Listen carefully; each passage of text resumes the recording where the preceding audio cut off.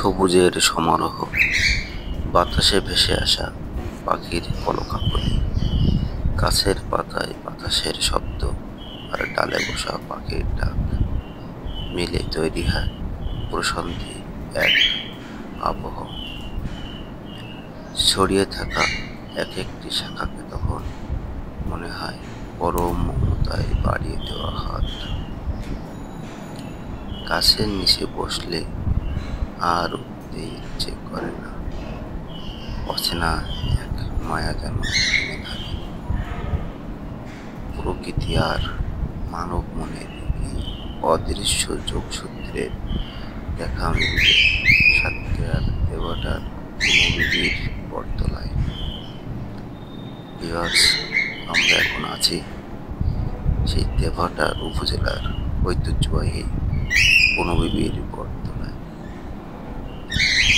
এটি সাতক্ষীরা শহর থেকে 25 কিলোমিটার দূরে দেবহাটা উপজেলা সদরের। সেখানেই রয়েছে হৃদয় ছুঁয়ে যাওয়া এই 400 বছর বয়সী এই বট গাছ।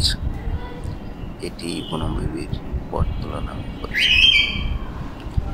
প্রায় 3.5 একর জমির উপর বিস্তৃত এই বটতলা।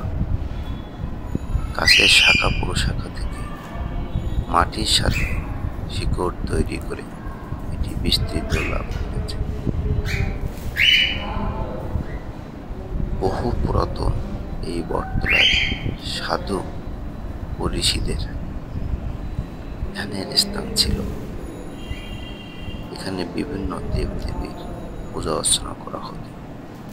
হিন্দু সম্প্রদায়ের বিভিন্ন অনুষ্ঠান পালিত হতো। কথিত আছে,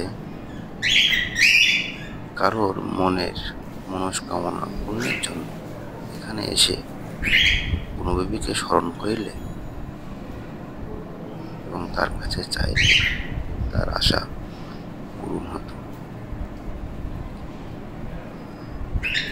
এখানে এখনো বিভিন্ন অনুষ্ঠান পালিত হয়।